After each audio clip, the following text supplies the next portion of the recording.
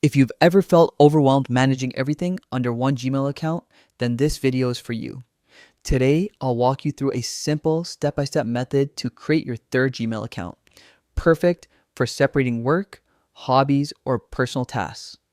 And don't worry, this guide is super easy to follow even if you're not tech savvy. Let's get started. First, log into your current Gmail account. Once you're inside, head to the top right corner and click on your profile icon.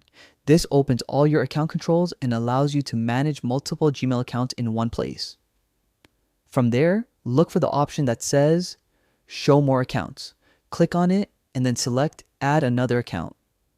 This is where the setup for your new third Gmail begins. Next, you'll see a screen asking you to choose an account.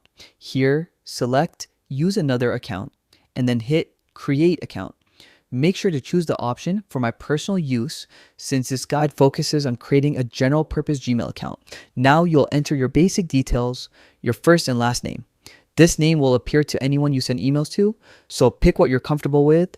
After entering your name, move on to the next page. Google will now ask for your birthday and gender. These details help with personalization and also play a key role in account recovery. Make sure everything is accurate so you don't run into issues later. Next comes one of the most important steps, creating your email address and password. Choose a unique username that reflects the purpose of the account, maybe something like yourname.work or yourname.projects. Then create a strong password with a mix of letters, numbers, and symbols. It should be secure but easy enough for you to remember. Finally, Google will ask for your phone number, including your country code. This is essential for two-factor authentication and recovering your account. If you ever get locked out, Google will send you a verification code. Simply enter that code and you're done. And that's it. Your third Gmail account is ready to use and perfectly set up for better organization.